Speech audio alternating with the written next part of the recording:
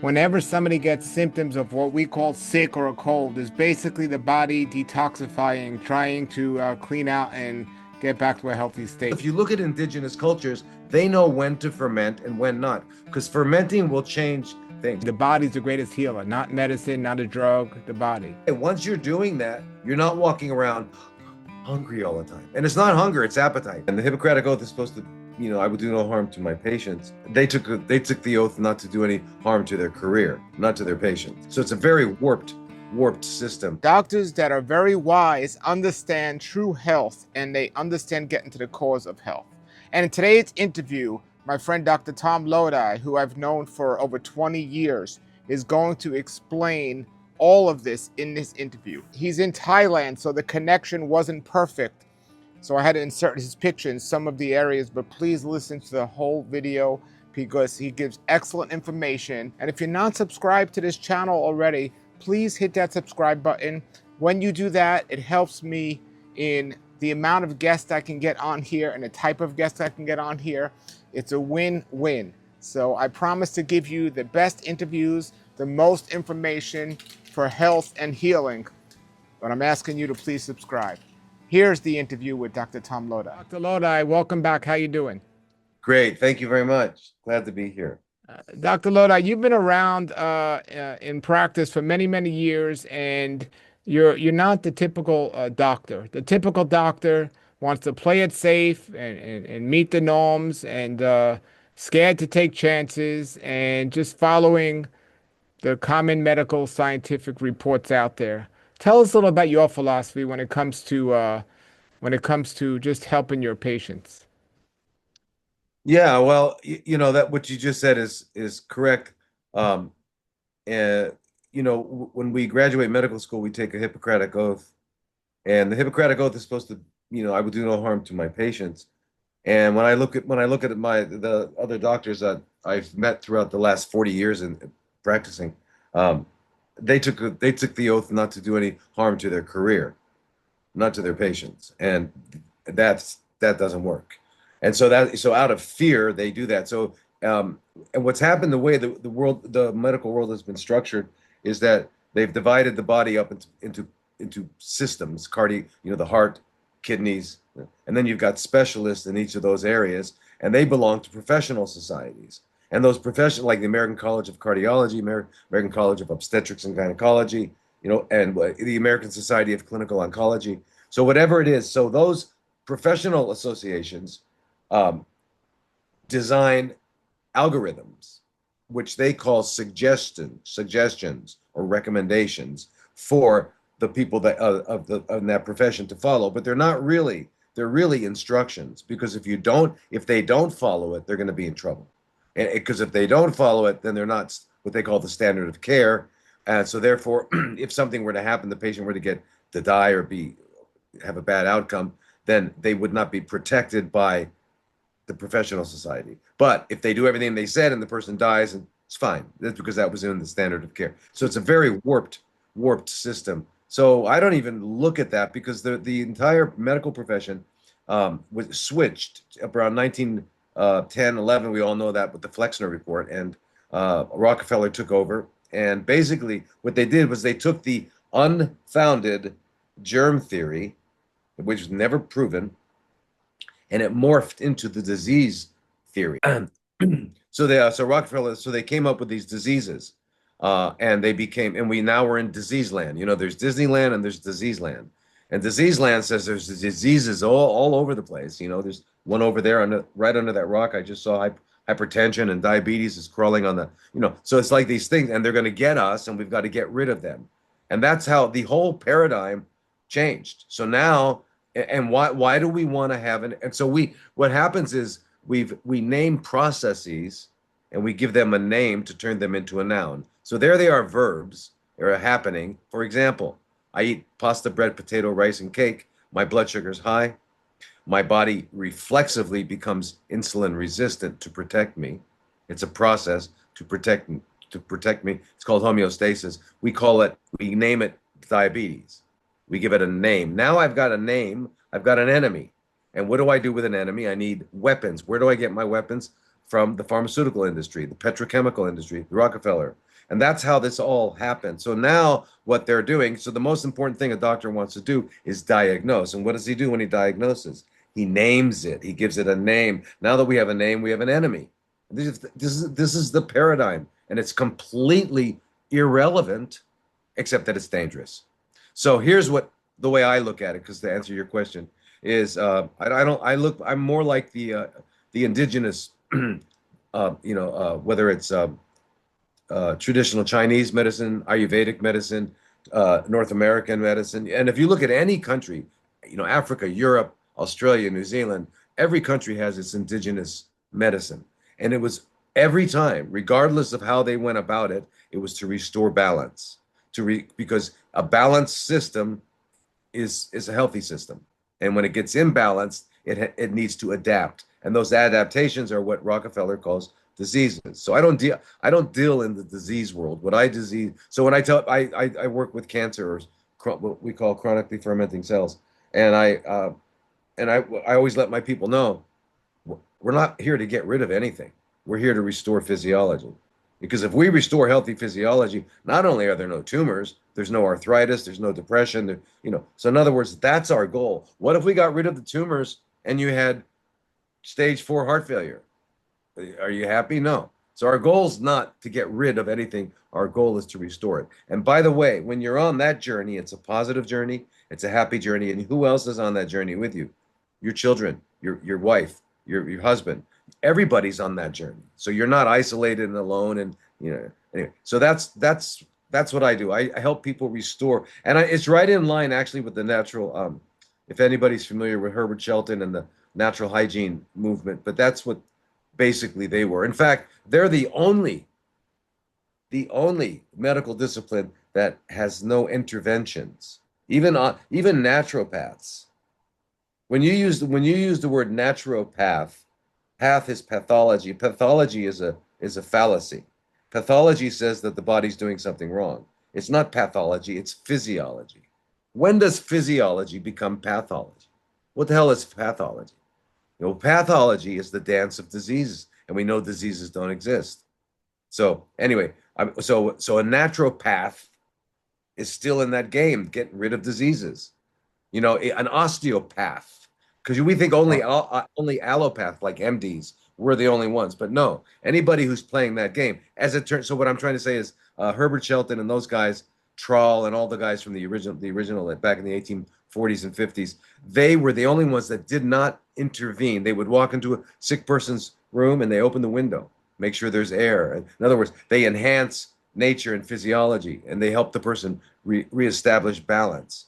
And that's what I do. We're going to have fun today because this is my favorite topic. So I appreciate you. So natural hygiene is what it's known as, or Herbert Shelton taught. And it's been tweaked up over the years, but the philosophy of the kind of like letting nature take its course and try to be as natural as possible. And as you said, making sure things are restored back to balance the way they should be, and without using things that we wouldn't find in nature if we were stuck on an island by ourselves, right? Right. Leaving the body's the greatest healer, not medicine, not a drug, the body. Right. And even we're talking about even intravenous vitamin C is not a natural occurrence. Sure. Now, So, should we, here's the one thing to keep in mind, though. We live in such an unnatural world. If you think about it, other than maybe you, Paul, but most of us live completely artificial lives. We never interact with nature. If we keep nature in parks and zoos, right? And we, not in my house, get that dirt out of here, right? We call the earth dirt, which is a pejorative term, right? It's earth. If our child came in with, you'd say, oh, wow, you look earthy. No, we go, you're dirty. So anyway, we have this allergy to nature and all that. So the point is, we live artificial lives. We eat artificial food. We have everything. We don't go to bed. We don't do anything natural. So we get so messed up, so sick, so toxic that we actually need to do some things like intravenous vitamin C and ozone and stuff, just to try and, because otherwise we've gone too far. And there's one book that everyone I should read. It's called Toxemia Explained. It was written in 1915 by John Tilden, MD. yes. and read the original in the beautiful the way English used to be before we whatever we've done to it. I mean, now people can't even spell the word Y-O-U. We have to write for you because it's too difficult for us to write F-O. I have a big So, problem with that. so I Then, understand about diseases like that our bodies are out of balance, like what you said with diabetes yeah, and now, but you mentioned the germ theory. So, like cancer is you don't catch cancer through a germ, but you're saying right. Rockefeller makes up this germ theory where germs aren't real and people don't catch things. Is that what you believe about viruses? Yeah. As a matter of fact, well, the word virus used to mean poison until about the early 1900s. That's what it meant, poison. If you look it up, the original meaning. Um, and um, and what happened was uh, they used okay. First of all, with Louis Pasteur, he admitted that he sabotaged his experiments because there was a guy named Koch.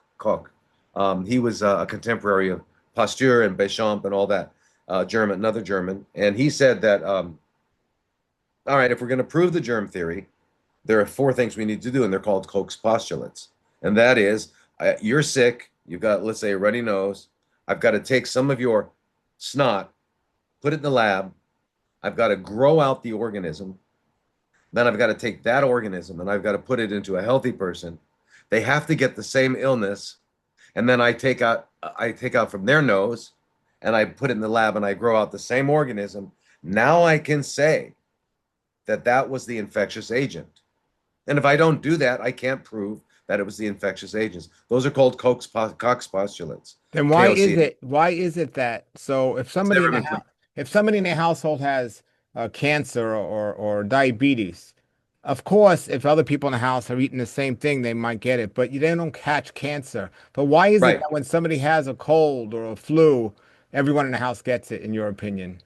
Well, no, because we don't. There's see, we're assuming there's an it, right? Instead of saying there's an it, if we look at what illness is, when we look at, I mean, how about the person who's alone? And you're alone and you live out alone and you get the same thing. Where did you get it from? There's no it. And by the way, here's the other thing. If someone walks into the room and they sneeze all over five people, two get sick and three don't, what's up with that? I thought it was the germ. Where's the germ? And the word germ, by the way, is another pejorative term like dirt. These are Well, some microorganisms. people will say those person that didn't get sick just have a stronger immune system than others, and that's why they didn't get sick and the other people did. So then we can turn that around and say that the reason people got sick is because they have a weak immune system, not Okay, because but they that still doesn't not do because away with the it germ doesn't. theory. We didn't prove the germ did it. All we Yeah. proved is that the weaker immune system. We didn't prove that this germ. Because Then let me why tell you, did they catch the sickness or okay, because everybody's toxic, and what happens during the winter? During the winter, our temperature goes down, and you know that when our body temperature goes down 1 degree of Celsius, the your immune system goes down measurably. And in fact, why do we get fever? We get fever because all the cells in our body. Okay, so everything is enzymes. Everything is mediated by enzymes, right? Enzymes are how things happen. So for example, two molecules bouncing together maybe once a week will become this other molecule. If the enzyme's there, it'll happen over 1 million times per second. That's what enzymes do. They make life happen. All right. So now all enzymes have an optimal pH and an optimal temperature that keeps them functional. pH and temperature. Okay, well, the pH in our body is different depending on where you are, stomach, colon, it's different. So we have the enzymes in our body have different pHs, but they all have the same optimal temperature, and that's 37 degrees Celsius or 98.6 Fahrenheit, except our immune cells. They function best at 103.5 up to 104.5, which is about 40.5 in Celsius. Okay, that's where our immune system cells function most optimally. So when we are challenged, God gave us a fever. Now you go to the hospitals and they conclude that the fever is a bad thing and they knock it down with a drug. right? You don't want fever. No, you do want fever. What does a lizard do? A lizard is a cold-blooded animal. They have to crawl onto a hot rock and bake in the sun if they're sick. Okay, so we're warm-blooded creatures, so we are able The to body, you're mount. saying the body naturally is going to heat up. It's almost like a fighting mechanism to help clean It and balance is. the body out.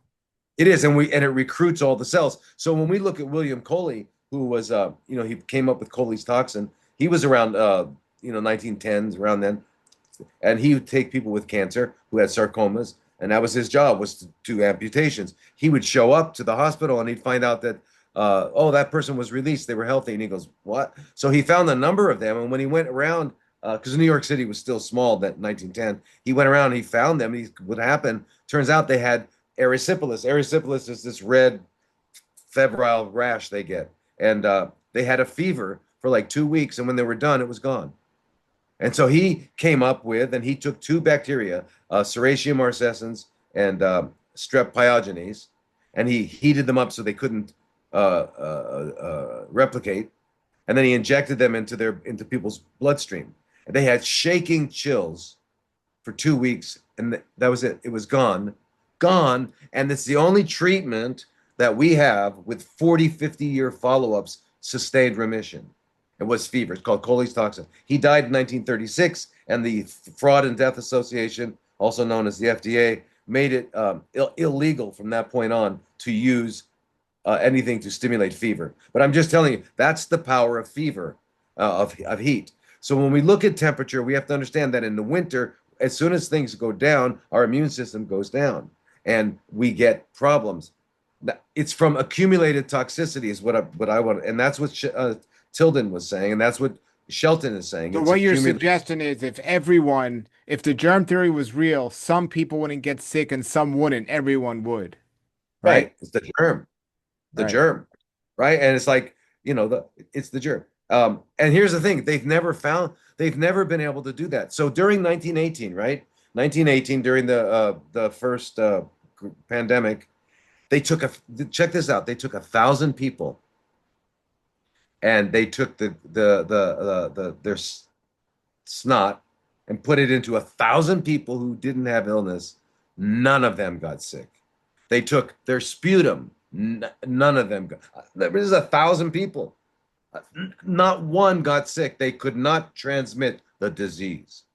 Okay, and then the question becomes, why is it that suddenly it was in America and it was also in Africa? And so how did that happen?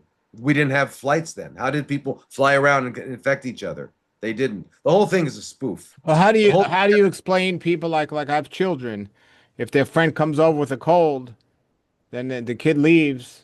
Next thing you know, one of my kids is coughing or sneezing. How is something like that explained? well, does that happen all the time? And your kids That eat doesn't even happen in my house. I'm just giving you an example that happens in general. It just that's right. how things happen. Well, yeah, right. Okay. Well, okay. This how did it? Because they're equally as sick. They're exposed to the same things in life. They have the same accumulations of toxins. I mean, listen, just because something happens, what's the word? Temporally close doesn't mean it's cause and effect, right? Right? Yeah. Right. You understand? Like I'm in Arizona, right? And we're having a drought, and I go up to Sedona, and I meet this shaman, and he teaches me a rain dance. So I go back down to Phoenix, and I do this rain dance. The next morning, it rains. Did I do it? Okay, we're assuming. In other words, I'm just saying, because things happen in proximity, we cannot assume cause and effect, right? Cannot.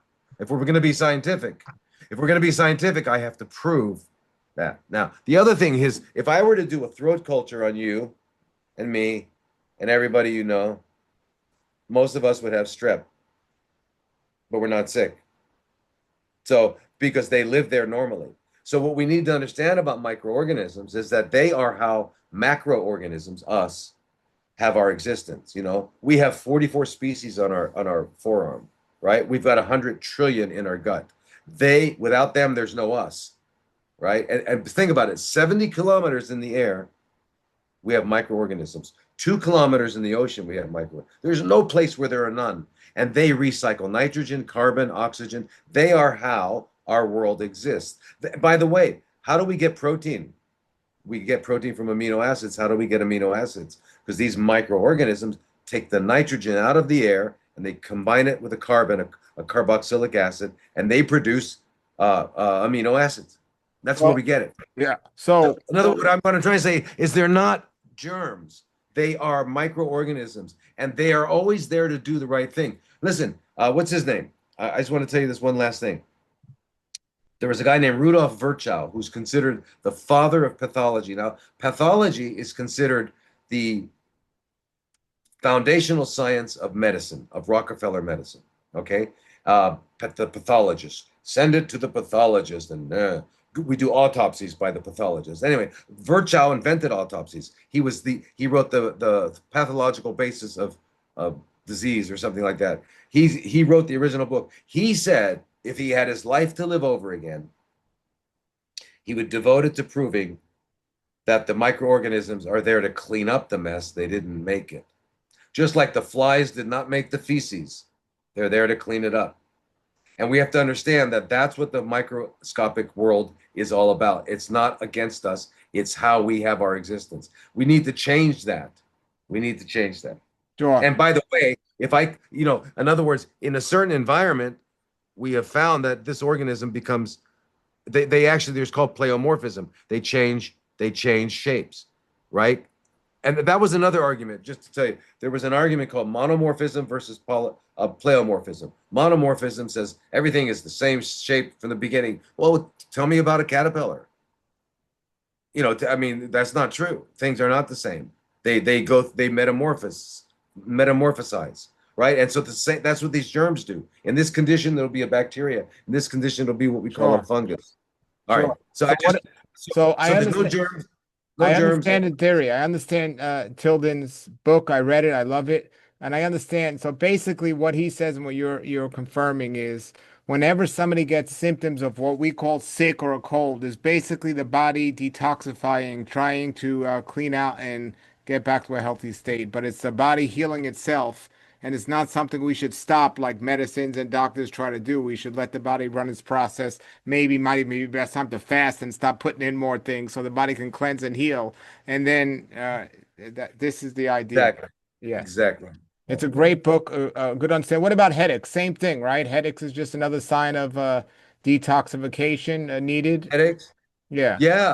You know what's interesting about a headache? Probably 90% of them would be alleviated with a good colonic, a good enema. It's amazing, guy, because I've seen that over and over and over again. We're really backed up. We don't realize how backed up we are. But I'll tell you something. Over the years, when I've done X-rays on people in the hospital, I've looked at X-rays. I don't know if you've ever seen an X-ray of the abdomen, but it's pretty much white. If you look at the lungs, they're black, right? And then you can see the heart. But you look at the abdomen, it's white. Why? Because it's full. It's full. We're full of feces. All of us. Yeah. It's Yeah. rarely do you see dark areas of unless they have gas. So Sure. we're all full of that. And what I've found is that if someone cleans out their colon, their headache's gone. It's amazing. So think of a headache as there's a tension headache, comes in the back of your neck. Then you can get headaches from eye. There's different. So you've got to really define what we're talking about with a Sure. headache Sure. in basic. Sure. Okay. So such great information. And what I want to talk to you about now, what are you eating a vegan diet, right? Yes. How long have you been a vegan for? Uh, 50 some years. Okay. Have you ever attempted to be on 100% raw food diet over the years? Yeah, I did for 4 years in New York. Okay. And what'd you say? For 4 years in New York. Okay, in New York. So is there a reason that you stay on a vegan diet and not on what made you go on a raw food diet for 4 years? And why'd you go back to eating cooked food?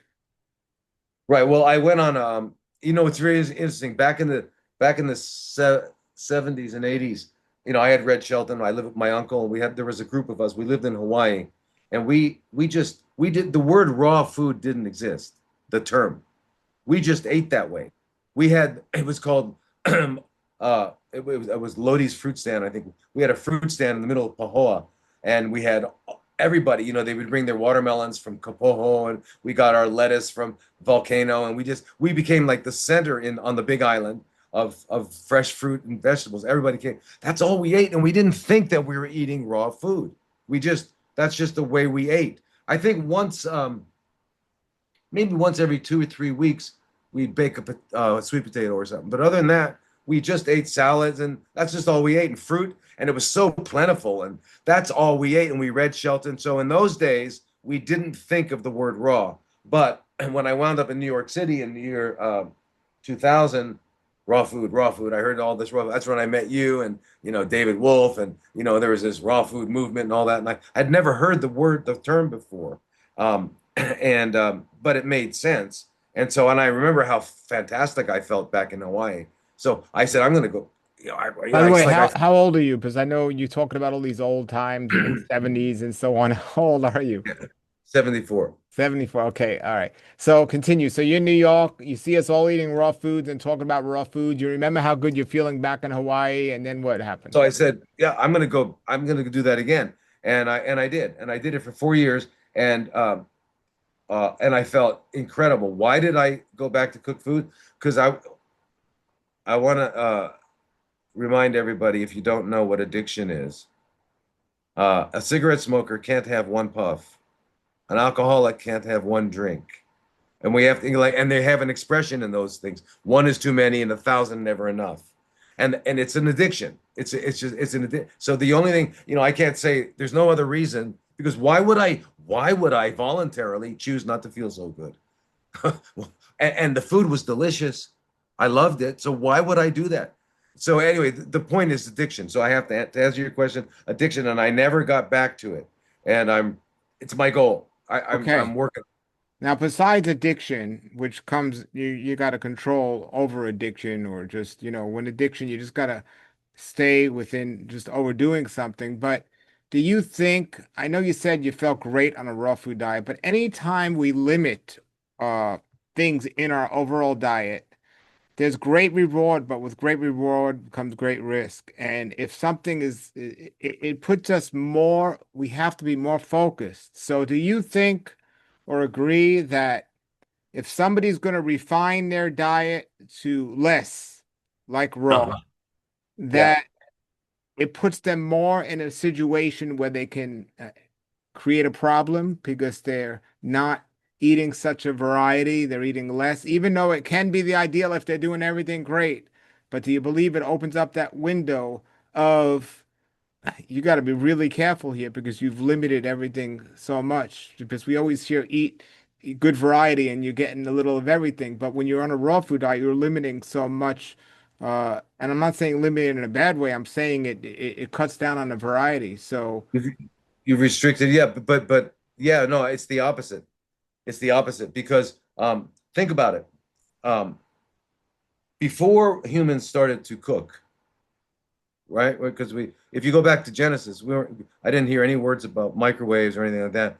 Genesis 1:29, this is your food, right? And we were living to 912 years in those days, right? So it wasn't until the flood that we dropped down to 120, and now if we make it to 90, we're wearing diapers. So the point is this: variety. You've got all the food in the garden.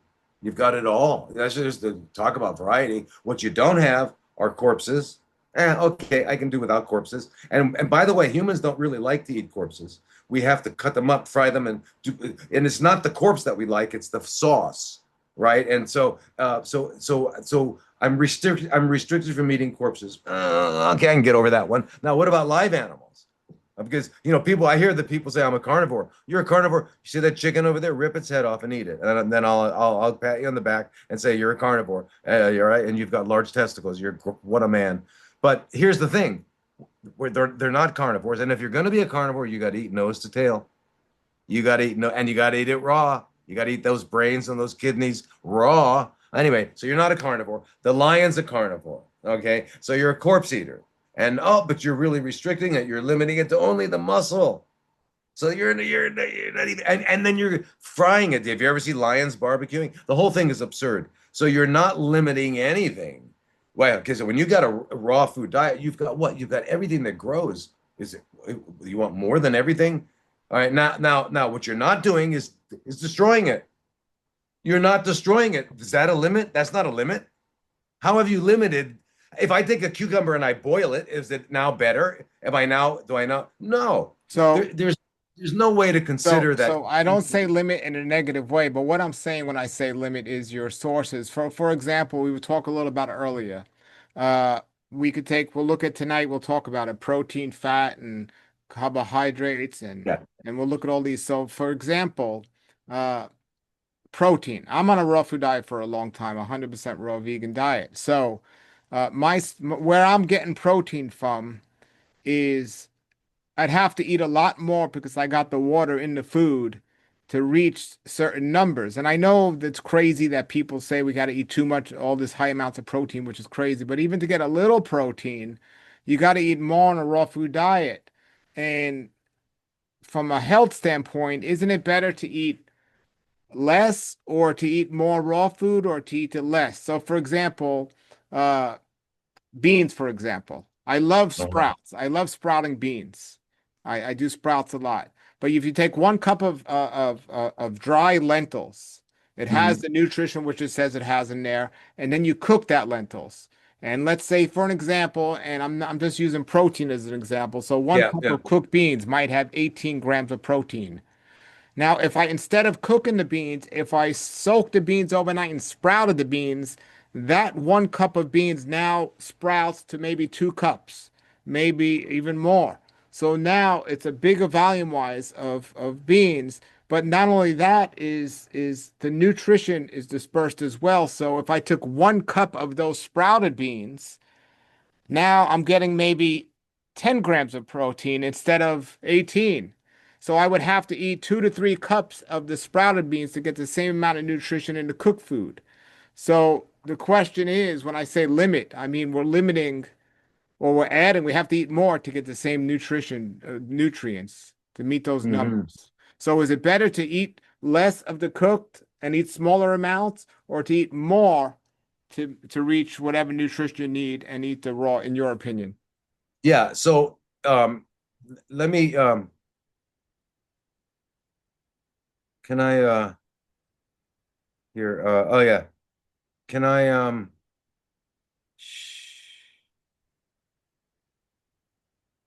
yeah, can I share my screen? Yeah, absolutely. Do you know how to do it?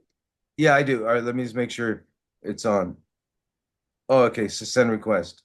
Okay, here you go. All right, go ahead. Okay, great. Now, this is a presentation I give about peptides, but it's relevant here. Okay, so I just want to remind us all what's going on. So here's an amino acid. It's got an amino group connected to carboxylic acid. 78% of our atmosphere, the air we breathe, is nitrogen. These little the germs take it and they put it and give us that. Now, there are 20 amino acids. That's it. Only 20. 9 of them we have to eat, otherwise we die. The other 11 we can make. So when we talk about a complete protein, we're talking about these 9. So when nobody needs protein, what we need are these 9 amino acids. So when we look at macronutrients, let's talk about amino acids, fats, and carbs. Okay. Now, where can I get these amino acids? Well, as it turns out, do animal foods have them? Yeah, they also have the non-essentials. How about look? Oh yeah. How about not? Oh, oh, you mean they lied to us? Yeah. Oh my God, they lied to us. Now, complete protein. Mm, mm. And I'm going to show you something in a minute. Here's another really rich in amino acids. Okay, this is the stuff we need. This is the stuff we need. All right. What's his name? Um, David? Was it David? Daniel. Daniel. What did Daniel? Okay. Now, okay. So anyway, that was that. What I wanted to show you here is the fact that we get that. Now, what is amazing to me is that chia seeds have 18 amino acids, all of the 9 essential and 9 of the others. Okay. Chia seeds also have omega 3s and 6s, what we need. Chia seeds also have soluble fiber. Okay, so they're mucilaginous. So they're talk about a superfood. Wow. And do you realize when I eat chia seeds, I get a complete protein? And it turns out there's one other thing I want to show you here that's very interesting, and that's the human diet. There we go. Is this going to allow me to see? Yeah.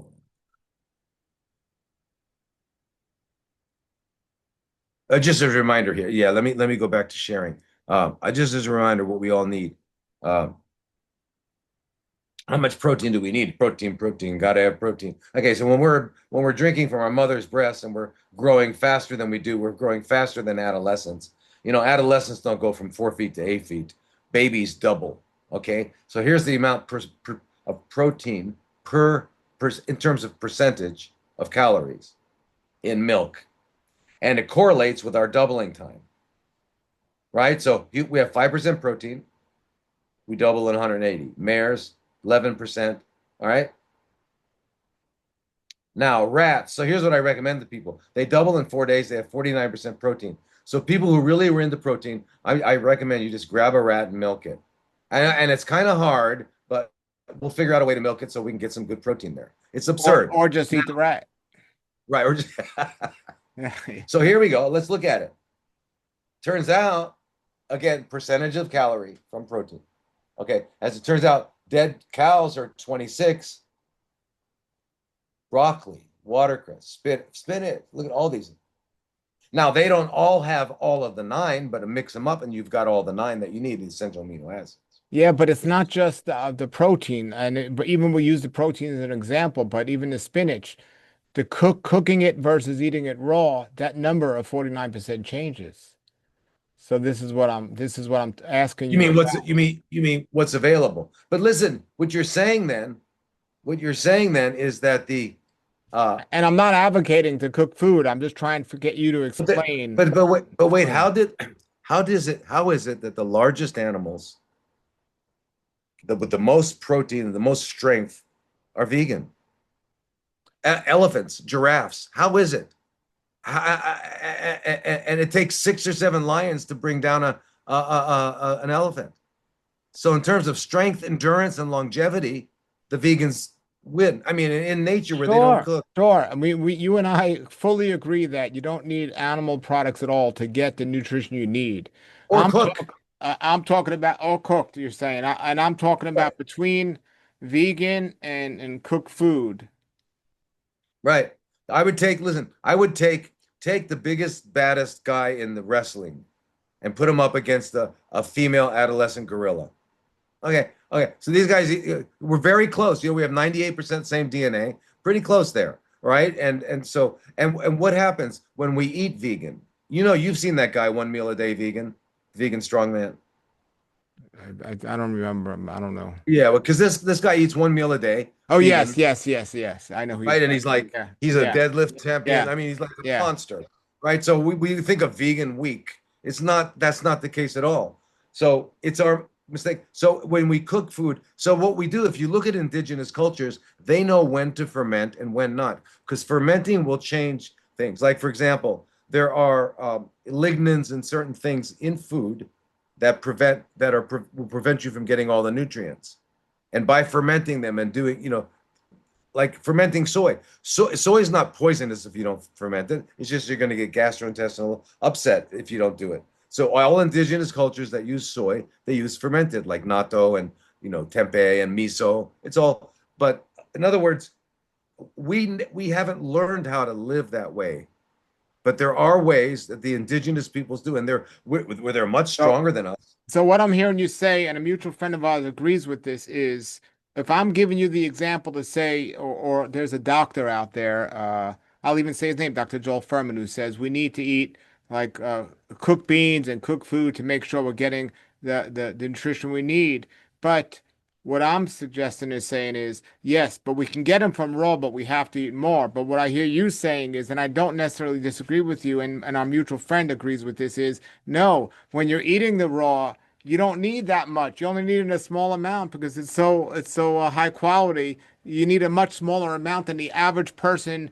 Anytime you're eating the cooked and then you're going to animal products, everything's going on a lesser quality. So you're going to need more of something and not less, even though the numbers are backwards. Right, right. So it's what you're saying is so it's nutrient dense. So when I eat if I eat chia, if I listen, if I here's a really just I'll just say quickly, 6 tablespoons of soaked chia, in like a nut milk.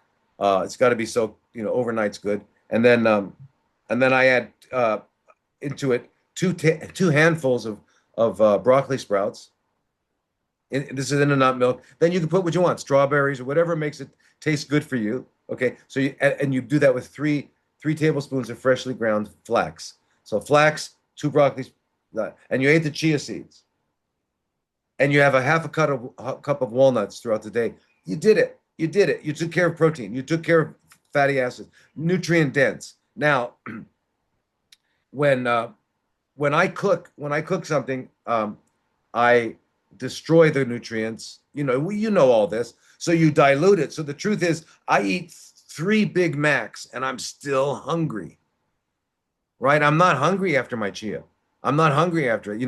It's so. And why are we hungry? Because we're overfed and undernourished. We didn't really get our nourishment. But you can truly get your nourishment in a very small amount. And if you added because you understand the reason I said broccoli sprouts is because most people don't like to eat raw broccoli or raw cauliflower.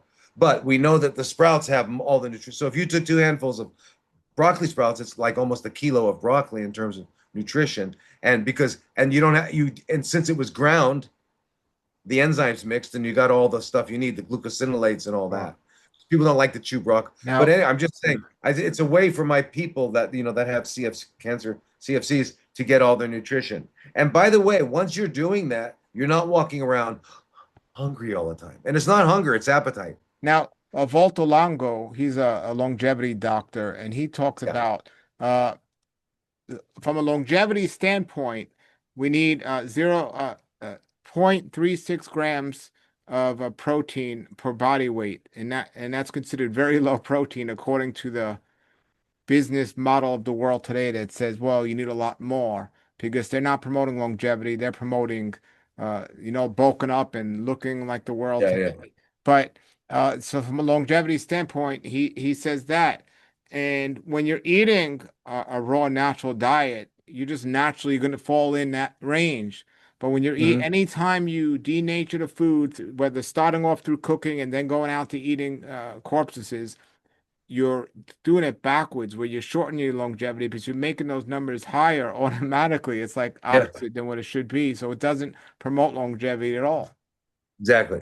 Yeah. So Exactly. what No, about what about I mentioned to somebody I interviewed that I eat a lot of raw sprouts, bean sprouts, mung beans and lentil beans. And they said, well, what about lectins? They're concerned about lectins. They said cooking destroys the lectins.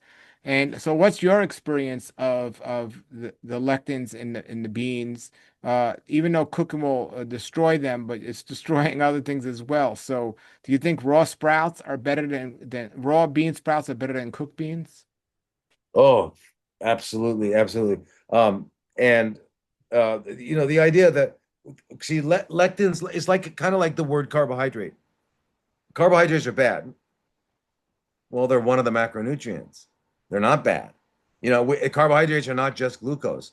I mean, our DNA is a carbohydrate, ribose, the deoxyribose. So we're all mixed up with it. And the lignans, turns out some lignans are nutritional, have nutritional value, and we need them. Some block uh, the they block you getting all the nutrients from it.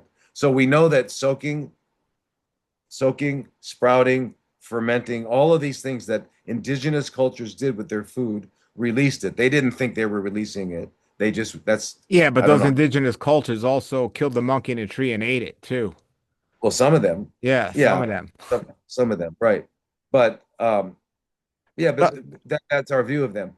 But so so what about the Essenes? There's a lot of there's the Essenes. I don't know if there's controversy about it, but they well, did exist. we know through history the longest living cultures around the world ate a vegan diet. Mhm. But we also know that there's never been a people out there that ate an all raw diet. It's been a vegan diet with cooked foods. There are individuals who done raw that have outlived people, but not many at all to go off of a study of that. But you mentioned and you seem to believe and say, if you're going to be raw, fat is your answer. Fat is the answer to assure yourself you're getting your essential fatty acids, to assure you're getting yourself enough protein to get what you need. And if it's raw, it's not the same as eating an animal fat or even a cooked vegetarian fat. Fat is the answer. And then there's another fellow, Dr. Doug Graham, who has a book called the 80-10-10 diet, which says we should only get 10% fat in our diet because naturally we should be 80% carbohydrates, 10% protein, 10% fat. So there's the Hippocrates Health Institute that suggests no, we should be getting a lot more from the sprouted nuts and seeds and beans And not fat. and the fat, and so on. So there's these different philosophies. Do you think it matters on a person's environment where they're living? Are they living in a cold environment or a warm environment, or how much activity they're doing, or across the board? Do you think if somebody's doing a raw food diet, they should be eating a higher level of fat? No, everyone. Okay, here's everyone needs fat. And I'm going to tell you why. Let me share the screen again. So uh, here is, come on, I need a picture, a diagram of a capacitor.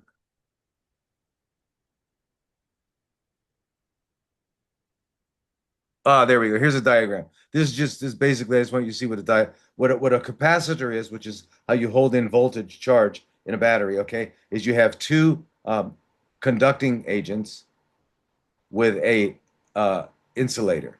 Two conductors separated by an insulator forms what's called a capacitor to hold in voltage. All right? So now I want to show you something else.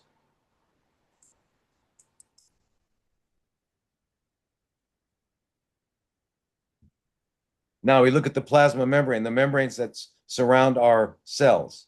Okay, here they are. They've got all these glycoproteins and stuff like that. But let me see if I can just show you the basic structure is maybe like this. So you can see that they're called biphospholipid. Okay, that means we have a phosphate with a lipid, which is fat. And if we threw them all into water, what would happen is the lipids would connect and you'd have the two phosphates on the outside. Phosphates they have a negative charge, so they conduct. We have two conductors separated by an insulator. So we have a biological capacitor that holds in voltage. And the bottom line of health, the bottom line of being alive is that you're still passing electrons. All right. And you can think of an EKG. As long as I can do an EKG and I can see the size and the width and the proportion of the electrical imprint that's coming out, and I can tell you how healthy your heart is. And when the line's flat and there's no electrons moving, you're dead. Okay, so life is electrons. They've got to be moving. Even what's her name? Who is that lady? Shelley, Mary Shelley. She wrote that book called Frankenstein. Even she knew it, right? She was trying to get the electricity from the lightning to bring the corpse alive. So it's electricity. So my point is this: there's something called cellular voltage. Now, cellular voltage is the amount of energy that your cell is capable of. Okay, it's like the net stored energy. Now, where do we get? That means electrons. So the average cell, to be healthy, is with the minus 22 to minus 25 millivolts. If you get down to 15, you're not going to work that day. If you get down to 10, you're not getting out of bed, right? If you get down to 0, you got CFCs. So that's what it is. You bang your finger and it's red hot, swollen, and painful. It has to heal. You've got to get up to 50 to heal it. You keep banging it because you're not that smart. You get chronic inflammation. You got to get up to 70 to heal it. In order to do that, you've got to have strong membranes because your membranes are what hold in the charge, the cellular voltage. This is bottom line. Now, when I talk about what are the electrons in your cell that make up voltage? They come from two things: antioxidants, which is what? An antioxidant is an electron. What is that? Is an electron donor. And what is an alkaline? An alkaline is an electron donor. So they're both electron donors. So it's the accumulation of those things that give your vitality. If you don't get up to -70, you cannot heal CFCs. You cannot heal heart disease. Okay, now you have to understand fundamentally, it's what we're talking about. Okay, we're making anywhere from 37 to 100 million cells per second. Even the couch potato is doing that. Okay, now each one of those needs a membrane. Each one, and inside the cells, the mitochondria, you need other membranes as well. So we need a lot of fat, and we need it right there and available. And you don't want that fat to be from KFC. You want that fat to be from chia. You want it to be real fat. Now, 80% of our nervous system is fat. Your brain is fat. White matter. We have more white matter than gray matter. Fat. Okay. Now, if 80% of our body, so the only thing I can conclude is that people who think we should be on a low fat diet must have been on a low fat diet because I don't think their brain was working too well. All right. We need a lot of fat. Okay. And we need zero bad fat, unhealthy fat, but we need a lot of healthy fat. Right. What And what percentage of the diet do you think should be fat? 60 to 70. And So just to confirm, do you think over 70 is too much? no, it depends. I don't think you'll stay that way. I think if you naturally eat that way, you'll find that you just won't. Because once you get healthy, if you're eating raw and you're getting healthy, you just won't eat that much. Now, there's a guy, just to confirm it, everyone should later on go and look at Dr. Jerry Tennant. Okay, he's in Texas. He's an ophthalmologist. He invented LASIK surgery. Pretty genius guy. He has a lot of patents. Anyway, he looks at cellular voltage, and what he doesn't know anything about nutrition. So what he measures when people come in is their impedance. He has a machine that measures impedance, which is measuring their cell membranes. And when he sees it's low, and then he measures cellular voltage, you can't heal. So he brings people up to that. Do you know what he recommends to get people up? 2, is it gallons of raw milk a day? And it takes 9 months. I told him, I said, Jerry, milk? Anyway, but that's where we kind of differ. But other than that, the point I want to make is it takes 2 gallons a day for 9 months to bring someone up to that so they can hold the cellular voltage to heal from anything.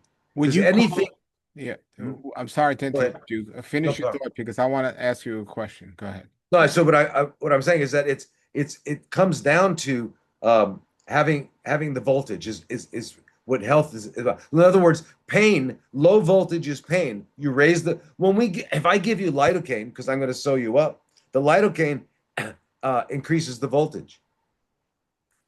Would you, So yeah, yeah, well, I understand what you're saying. Would you say this voltage is like Eastern medicine will say this the body has chakras and they'll say there's a chi or an energy that runs through the exactly. body. And Yeah. when somebody is sick, it's being blocked, that energy is being blocked, and through their traditional practices, whether it be massage or something else, they try to release that blockage so the energy can go onto that body. So, but you saying cellular energy, are you saying it's almost equivalent to that Eastern theory of Chi. chi? Yeah, yeah, exactly. Yeah, it is. It is. And look at Tennant's work. He's a brilliant man.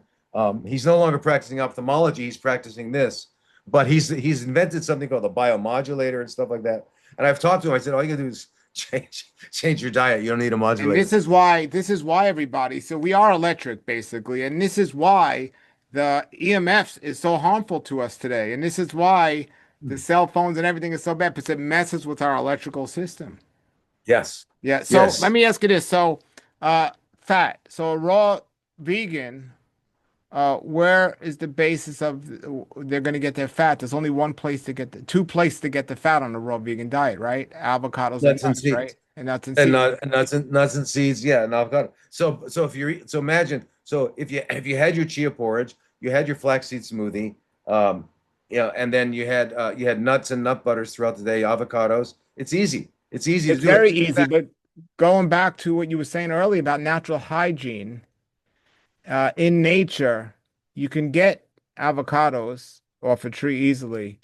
To eat a handful of almonds or a handful of walnuts would take like a week to crack them all mm, open and everything else. But because of the right. machinery we have today, they can crack open so quickly. When I go during the holidays to the supermarket, they have all the nuts in the shells. You're not going to be able to just grab a handful of almonds or a handful of walnuts and eat it. You got to crack them Work open. at it. It Yeah. takes a long time. So do you think we can overdo it too quickly because it's all unshelled? So and probably gone Yeah, rampant in many places too. I guess we could, and then you wonder, well, wait a minute, why aren't the chimps and the gorillas, where are they getting their oils from? And I realize they eat the seeds. If whatever fruit they eat the seeds. They eat the whole thing. So they're the natural vegan like that, because the bonobo, the orangutan, and the gorilla are vegan. The chimp is the only one that eats flesh.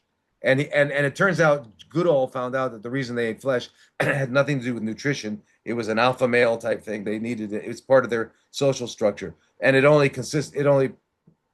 provided what, 7 or 8% of their diet. And the reason she figured that out is because it took more energy to get it than they got from it. And whenever that's the case, they don't consider it a nutritional uh, behavior. They consider it, social. So, but anyway, all the other ones are vegan. I mean, they'll eat insects when it's not they're not like Nazi vegans. Oh my God, But if they eat something, but they're pretty much vegan.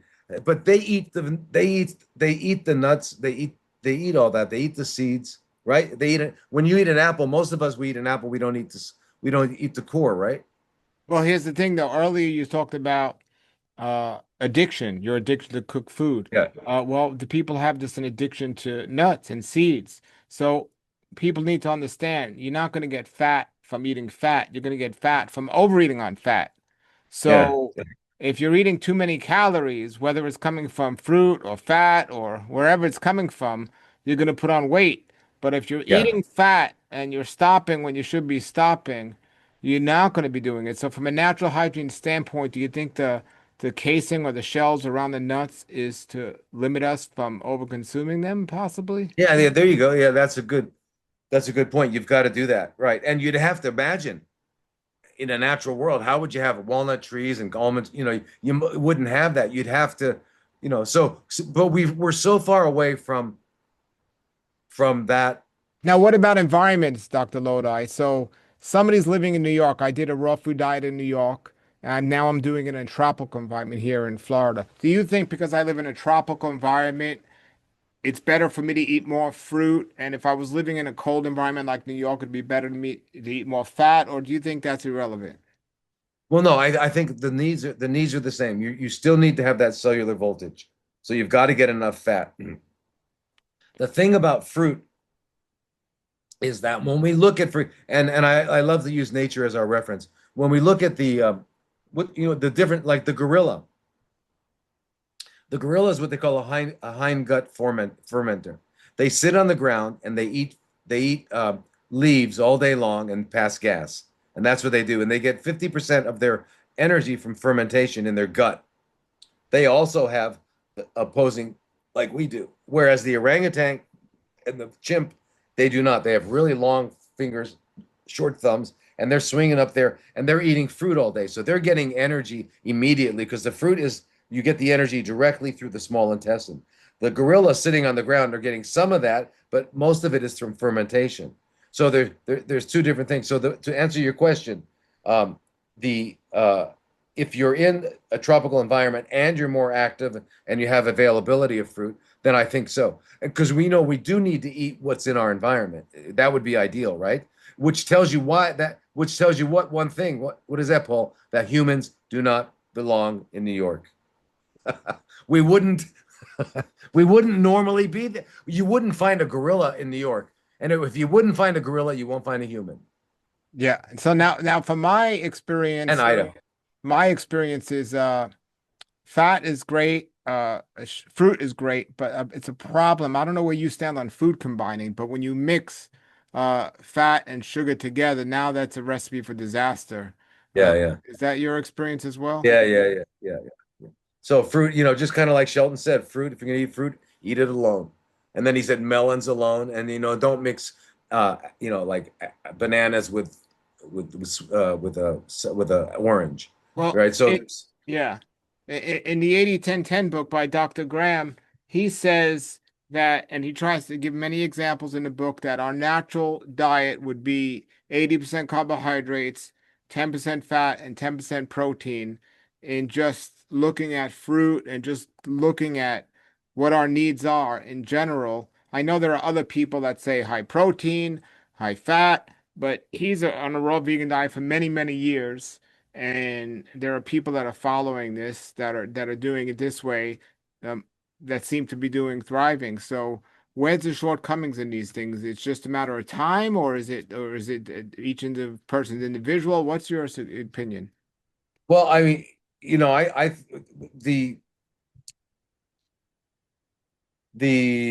what do you call it? The flexibility, the plasticity of our Earth suit is incredible. We know we can do so much to it, and it still survives. I mean, people survive on cigarettes, and I mean, if you see people in their 80s and 90s, they're smoking, and so it's hard to say.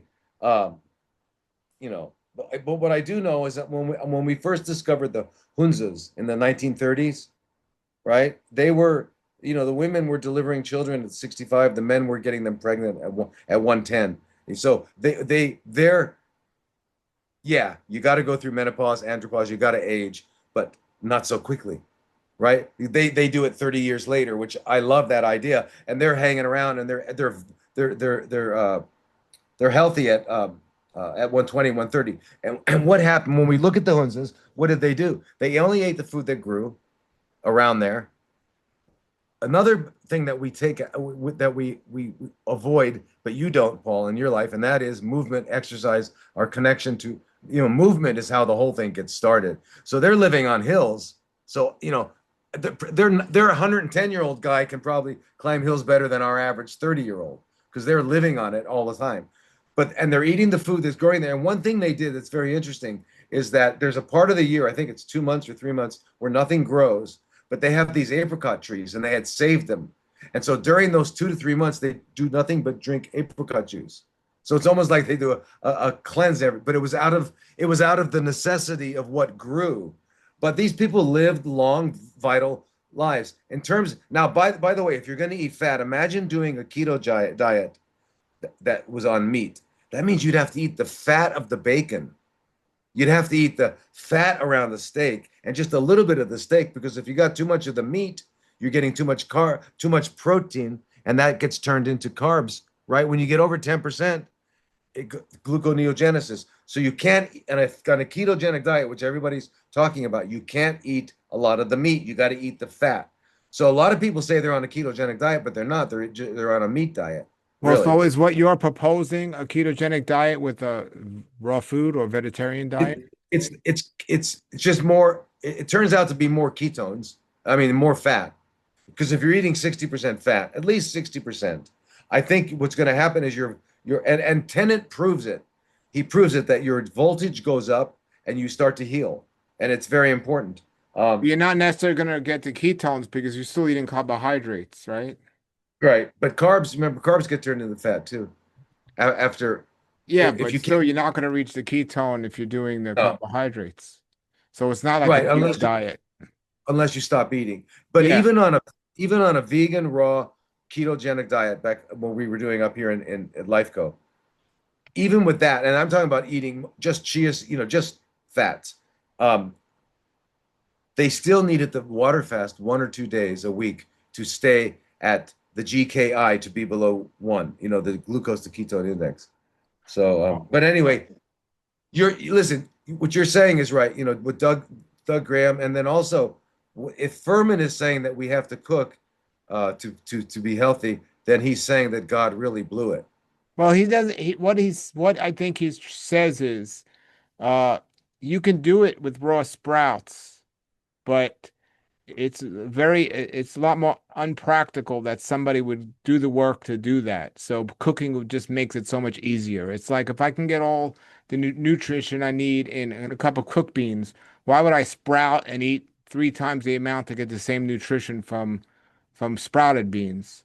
And so that's his idea. He's saying not that Well, you can't do it. It's just like who's going to go to do the work to do all that.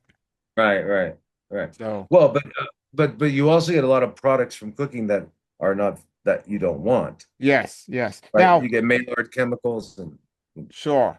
And and with his diet, the nutritarian diet, he calls it, he says, oh, you get up to 75 grams of protein a day on this diet, where the average raw foodist or the average vegetarian is eating up to 50% fat and getting a little of everything else they need. And he tries to improve upon the vegetarian diet that's been put out there. And Mhm. kind of steps on a lot of toes because it goes against like the idea of 80-10-10, and even what you're saying I guess is closer to what he says, but no, maybe not. It's a new twist on it, because you had the 80-10-10 with the low fat, and then you had the Joel Furman with the low fat but higher protein, and now you're suggesting a higher fat, lower protein. And where you stand on carbohydrates, it doesn't They'll matter be how high or low it they'll is. be they'll be equal. Yeah, if you're eating raw, that does the amino acids and the carbs are just there. If you just say, okay, am I getting enough fat? Everything else will be okay. Okay, so what about, let me ask you about calories now. Not that, I mean, do people need to count calories, or how much is too much? Or should we just determine if we're getting enough by, hey, are you putting on weight, or you're losing weight, or you're maintaining weight? If you're maintaining weight, you're doing okay. If you're putting on weight, you're not doing enough movement for the calories you're eating. So you're either gonna cut back on the calories or move more. And if you're losing weight, you're either moving too much or you're not eating enough calories. Is that where you base like where some of these calorie numbers should be, or is it on something else? Yeah, I wouldn't really necessarily measure calories because it's not only the calories you have, it's what's your body doing with it, like you're suggesting, right? So I think movement is a big deal. The other thing that we're not we don't think about, and that is we live in a world where we live in a world where our hormones are being disrupted. There's a hormone called DHEA, which is an adrenal hormone, but it's also the hormone that becomes estrogen and testosterone. I measure that with patients, and I rarely see a healthy one. And DHEA is the precursor, and then pregnenolone, which is above it. So we have these hormone disruptors in our environment. And what we don't realize is the effect of our hormones on our function. But if your hormones are out of balance, your ability to uh, make muscle versus fat is changes. So if I were to evaluate someone, if they're active, they're eating healthy, then I've got to look at hormones, right? And in terms of movement around, if you're somebody who moves, you have them. Because think about it, 8,000 years ago, there's no machines, there's nothing. You get up in the morning and you're all day long, you're bending, twisting, standing, walking, right? And I went to Vanuatu where I met indigenous people, right? They took me because I was looking for land. These guys were what we would call buffed, but they don't know what a gym is. They just lived. That was just from living. They climbed trees and they did stuff like that. So an active life like that would be so I think we none of us live an active life. I am That's convinced, I am 100% convinced 100% of our problems is because we spend too much time indoors. We spend up to yes, 95% of our time indoors, which limits our moving. If we were outdoors, we'd be forced to move. And if people spent more time outside, they will be much healthier. And the reason why they're not exactly. healthy is they're not spending enough time outside. I'm Absolutely. convinced, regardless of what somebody's eating, without a doubt, Yeah, yeah, you know. exactly. You're 100% right. And that's So it. And it comes down to movement. If we moved around, we would eat to a we would naturally be hungry and we would take care of it.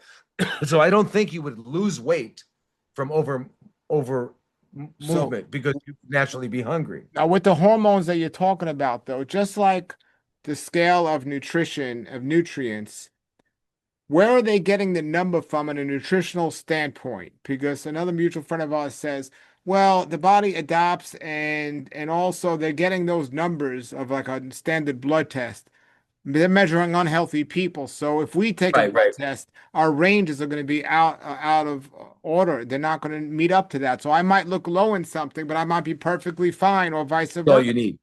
But That's all you need. so from a hormone standpoint, like the DHEA, for example, I could take the test and somebody could say, "Oh, you have the DHEA of an 80-year-old or something." What are they basing those numbers on? Where are they getting those numbers? That's a good point, and that's why I was so happy with Luigi Fontana. Back in those days, I asked him, "Can we? Why don't you do what you're doing? Collect data on people that are healthy, and I'll do it over here, and let's get someone on the West Coast, and let's see if we can develop a healthy reference range. Because all we have now are community reference ranges, which are sick people, which is exactly what you're saying. But what I'm talking about in terms of hormone disruptors, it's like plastics. Plastics are estrogen, they'll bind to an estrogen receptor and make it set it off as if you had estrogen. So in other words, they're hormone disruptors. This is what I'm talking about. I'm not talking about the necessarily the ranges in someone.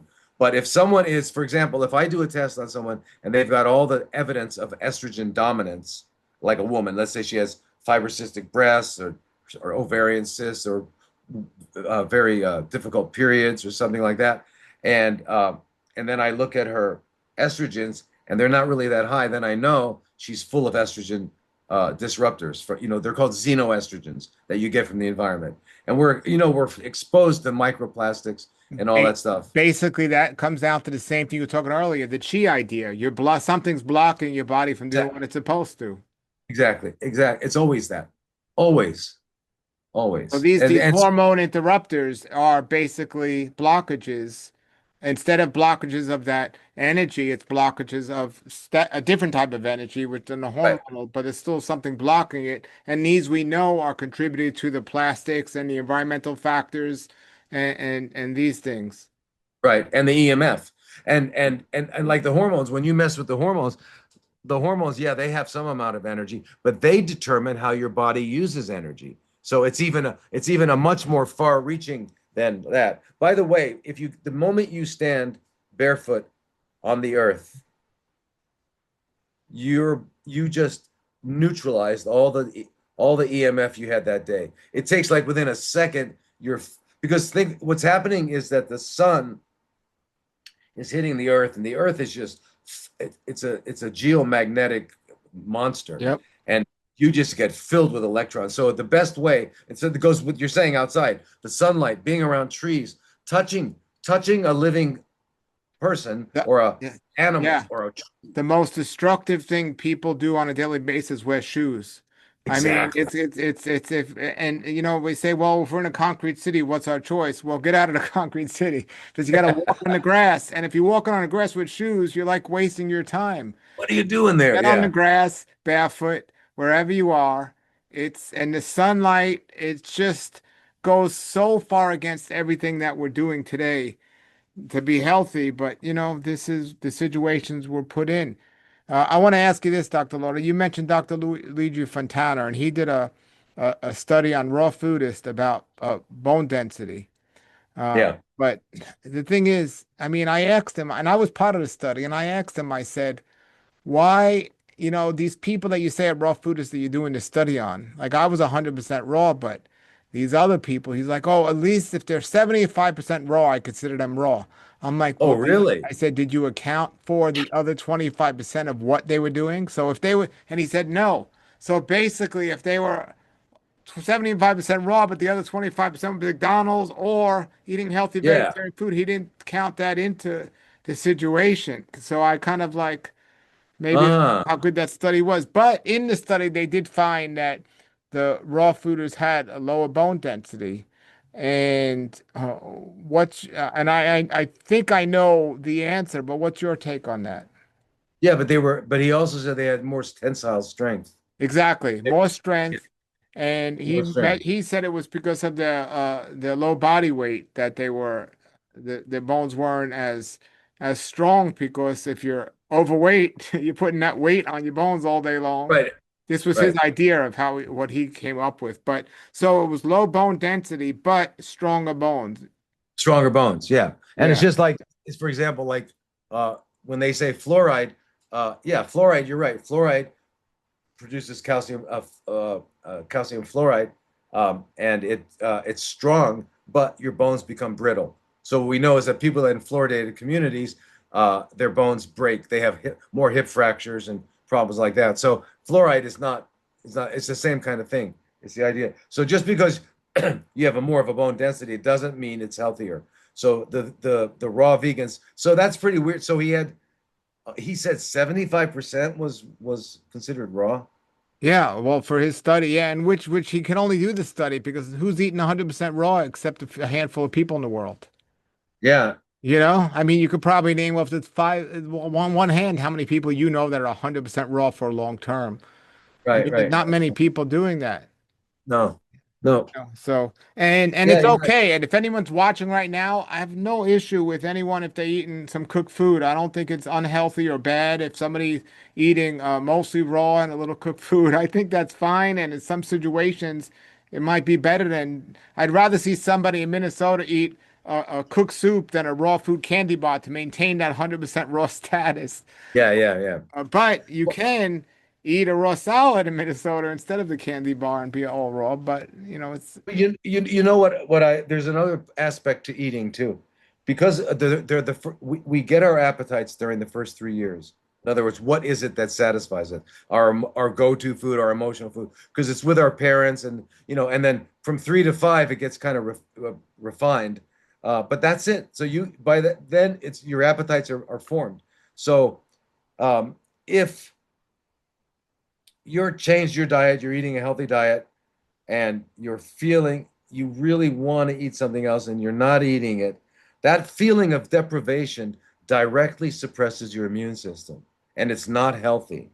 In fact, it's healthier for you to say, all right, you know what? I'm going to eat this thing here, like every Sunday, or in other words, fit it into your life and give yourself permission and allow it, because if it is really part of your psycho-emotional well-being and you're feeling deprived, the best thing is that you change your diet and your appetites change, which I learned. I remember craving a kale salad. I never craved the kale salad when I was 15. Yeah, So but we in got other to be words, careful there because we don't want that person to say, "Well, I'm craving a soda and a pizza, so every Sunday I'm going to eat that." So you got to be yeah, careful with that. no, yeah, yeah, yeah. People No, who try to, it's not that. What it is that can you have some cooked food, and you can, and of course reasonable. You're not going to have a pizza because I don't listen. If someone had to have a pizza once a month and it gave them, in other words, if they walked around thinking I can't eat this way, or why are you drinking that juice? I'm drinking the juice because it's good for me. Do you like it? No, I don't like it. You're almost yeah. you're If you don't love whatever what you're benefit. doing, you're not going to be healthy. It's the bottom line, no matter what it is. I tell when I do consultants with people, I first one of the first things I ask them said, "What do you do for work?" And they tell me, I go from a scale of 1 to 10, how much do you enjoy what you do? If that number is low, I say, look, no matter what I tell you to do nutritionally, you're not going to be healthy if you're going to go to work every day at a job you hate. Yeah, You exactly, gotta exactly. You're change right. other things in your life. So I get what you're saying. So there's this other topic I want to ask you about, because you mentioned if we were in Genesis 129, the way we were born, we're before fire and raw food, supplementation. I know that you said because we're in such in unnatural environments, sometimes these things may be necessary. But are they necessary, or the way to do it without them? For like, as a vegetarian, we're told we need B12. And then we get into all these other supplements that are common amongst vegetarians. So before we end here today, could you talk a little about supplementation and what your thoughts are on that? Yeah. Again, it always depends on your diet. The word supplement means in addition to that which is inadequate, is what it means. I'm going to supplement, meaning it's inadequate. I'm not getting it. So in that case, if you're not getting it, yes, you need it, right? So then the question is, how do we determine if you're getting it or not? And that's where the controversy comes, because as you say, we do blood tests. Our reference range is unhealthy people. So how do we know? But so when I come down to supplementation, what I do is I have everybody eat raw vegan, and if they can't, and we modify it as healthy as we can, right? Okay, so you're gonna have steamed whatever on, whatever. So anyway, that. However, we need a certain amount of ascorbate. and we now know that in order to meet all of our physiological needs, because ascorbate, which we call vitamin C, is made by every creature on the planet except for zooplankton. For some reason, it's weird. And all animals make it except for a few mammals, the primates, guinea pigs, fruit bats, and us. All other dogs make it, giraffes make it. It's not a Make what? vitamin. Make what? Ascorbate, vitamin C. Okay. So it's not a vitamin to them. It's just they make it. A dog will make what it needs. A giraffe will make what it needs. But okay, so those of us who lack that enzyme, and then so by the way, if you look at what it means, that's how we make neurotransmitters, dopamine, serotonin. So without vitamin C, you're going to have that. So I think about all these people that are depressed. Are they really just deficient in vitamin C because you're not making enough neurotransmitter? And if you're stressed out all the time, your adrenal glands are making adrenaline, which is epinephrine, which is a neurotransmitter. So your ascorbate levels are going down. But some of the things that ascorbate do is, if you had enough ascorbate, you could never get cancer. You couldn't get it. So we're all walking around deficient, is what I'm saying. So that's one thing. So unless you're eating, the way we would be eating if we didn't have to work, if you were eating fruit all day long like chimps do, unless you're doing that, and you can test your fasting ascorbate. If your fasting ascorbate is, 50 millimoles per liter, then you're okay. Most people are around about 23, and they did a study with 200,000 Germans. 40% were scorbutic, meaning below 7. Sausage and beer. But the point is, we're really low. So there are certain ones like ascorbate, vitamin D, because unless you're out in the sun, which a lot of people aren't. If you're living in New York, there's no way you can't do it. If you're living in Minnesota, you can't do it. So vitamin D, vitamin C, and then the mixed carotenoids, the vitamin A's. So you get most of that if you're eating healthy. But if you're not, you've got to. Otherwise, you're deficient. So if you're eating cooked food and you look at the vitamin C level in food that's cooked versus not cooked. And I'm just saying. So Paul, so what I'm saying is that it depends on your diet, the degree to which. But even a perfectly healthy diet in New York, you're not going to get the vitamin D, right? So so you've got to look at the location, lifestyle, and everything like that. And so I do use supplements under those circumstances. And I tell people, look, if you're not willing to eat healthy, then you got to go to Whole Foods and take one of everything. And it's still not going to work.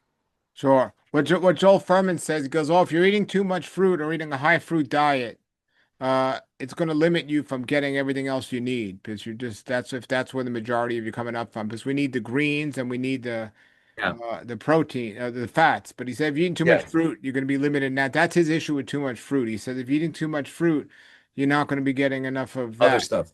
What I do you agree. think of that? Yeah, I agree. And and again, it comes down to what you were saying before. Environment. Where do you live? If you live in a tropical area, where it's available, and you're more active, because fruit gives you immediate energy. That's the thing about fruit. Like the chimps, they're eating it all day because they're swinging around and they're active and they're burning it up. But if you're eating fruit and sitting on your on your couch, it's a whole different story, right? You're going to get full of glucose and fructose, and so Which to the idea of somebody might say, well, even though I'm living in a cold environment like New York, I still stay warm because it's like a tropical environment in my house. No, if you're in a true tropical environment, you're probably out and about outside. But if you're in New exactly York, stuck in a little box, staying warm, you're not like you're in a tropical environment because you're not, and you're not moving around most likely like right, you would as if you were truly in a tropical environment. So, right. Like right outside here, I'm in Thailand. Like 30 meters is a beach. And there's nobody there. It's beautiful, and there's trees. I just go outside. Every morning I take long walks and on the beach barefoot, of course. I don't even wear shoes. We don't wear a lot of shoes. I don't have to wear. I love Phuket because everybody's wearing shorts. Nobody, it's just really, and the most you'll wear are what do you like thongs or just in the market or something like that. But people, it's a very, very relaxed place. Nature is all over the place. Fruit is growing. It's just and guess what? That's where humans came from. This is where we came from. This is where we belong. In nature, In nature. Not Phuket, but in nature. Right. Not, Yeah. but in like so I found some land Yeah, you about told an me hour with durians growing there. You show me pictures. Amazing. and Pong Na, but it's got a big river going by it. I found Yeah. it was a different place. It's got a big Oh, listen, another. Wow. listen. It's 2.4 acres with a big river that people raft. There's an elephant sanctuary there, and guess how much? 2.4 acres in beautiful, pristine, 181,000. Is that But do ridiculous? you want people rafting through your land? No. They have camps coming up. No, it's just children. No, this is far away from it. It's just like they bring some kids in the summer. But I'm Okay. just saying it's that busy it's that strong of a river. But it's not there. But imagine 181,000 for 2.4 acres in the That's middle of amazing. And I want everyone to understand, though, as somebody who grows their own food, somebody told me something a really long time ago. I had a courtyard. I had a little townhouse with a courtyard. And I mean, like little, like so little. And if you looked at it from a helicopter, the houses would look like a one big cross, and each cove was with a square around it, and each cove was a little tiny courtyard. He said to me, he said, Paul, you can grow everything you need to grow on this little plot of land to feed you and your family for the rest of your life. That was a little tiny plot of land. wow. And it's true. It's true. Through gardening the smart way, you don't need a lot of land to grow. And if you had no land, if you live in New York, sprouting, you can grow in your house, Yeah, microgreens yeah, and sprouts. You don't need a lot of land. It's a wonderful thing you say you have because I do have land and I have fruit trees and it's a pleasure, but I don't want people to think they need to have 2 acres to right. be able to do that. But that's amazing. I mean, I think I would love to move to Thailand and buy that land and stay on the river and hang out with you. Yeah, it's just the reason no, the reason I think about that really is because um you gotta it's hard you gotta it takes a while to get there. There's no civilization around and there's not a lot. There's a small town and stuff like that. But I'm thinking, the world we live in today, what if all the supply lines were cut off? Could you survive? And the answer is yes. Right? That's what I look at because who knows what's gonna I mean, No, the most world people can't. Most people can't.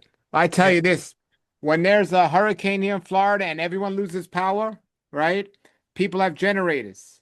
They don't have generators for their refrigerator to run.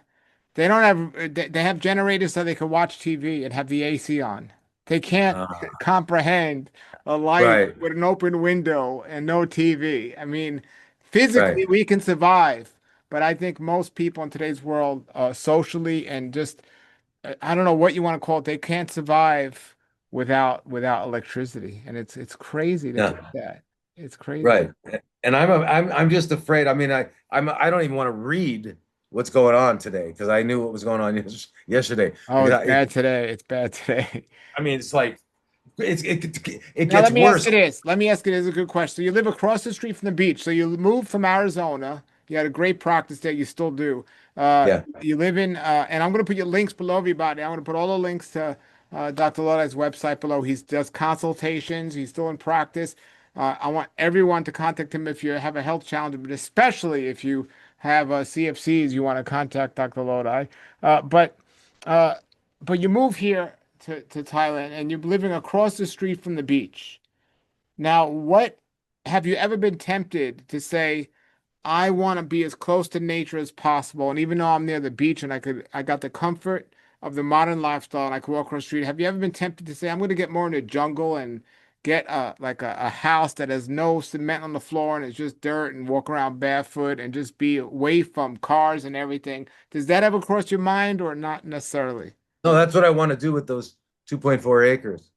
I want to build a house up there and uh and be self-sufficient. What I love about this river is that if the water's flowing quickly enough, you can drink it, right? It's potable. So I've got water, and I've got land, and that's it. And yes, that's what I want to do, Paul. That's my goal. My goal is to get up there, and the problem is my only thing is that my work, most of it is online now because I don't have a clinic up here. Sure, I have a clinic in the US, but not here. sure, So I've got to do online consultations. So I sure. need electricity. So, see, so for me, for one of the reasons I measured this is pretty funny. And then I want to ask you about this, and then we're going to end. So, Okay. so I had this townhouse, and I had a little courtyard. It was somewhat private. My neighbors could see into the courtyard, but I wanted to be able to walk outside naked outside of my house. And I Yeah. couldn't do that. And I ended up moving to a bigger house, and they had no fences on the yards there at all. It was an HOA community. And I couldn't even go and urinate near a tree in my own backyard. I'm like, this is crazy. Wow. So now I got a house and I can walk naked and I can urinate near a tree. And from a health standpoint, if you own a house or you rent a house and you can't go in your yard and urinate, I'm not, Yeah. Yeah. what kind of freedom is that? It's like, but yourself, you put yourself in that situation where you live in a building, which I grew up in. And some people watching, they're like, "Oh, I don't want to hear about this," but it's still like we to go outside and just to get that sunlight and just be able to do that is so limiting for people today in today's world. The thing about urinating, it's interesting because here nobody thinks of it as the way we think of it in the West. It's just something.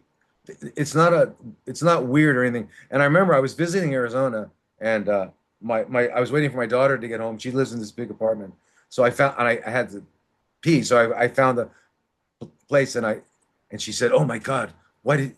She goes, "You know that people are getting arrested now." I didn't know that. They're getting arrested and uh they're getting the same, what do you call it?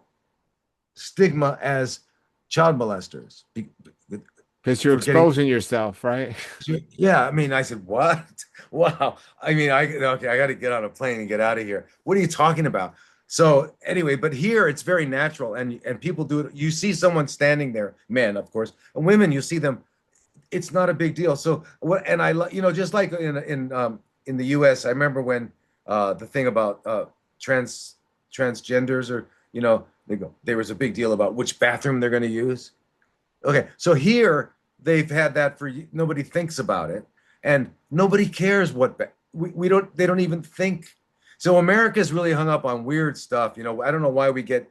I, I'm American, so I can say it. It's just like if you're black, you can say things about.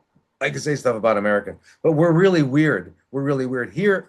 They don't care which bathroom, and they don't care if you like guys and you like whatever. Nobody thinks about that, and I love it here. I love the fact that nobody judges you.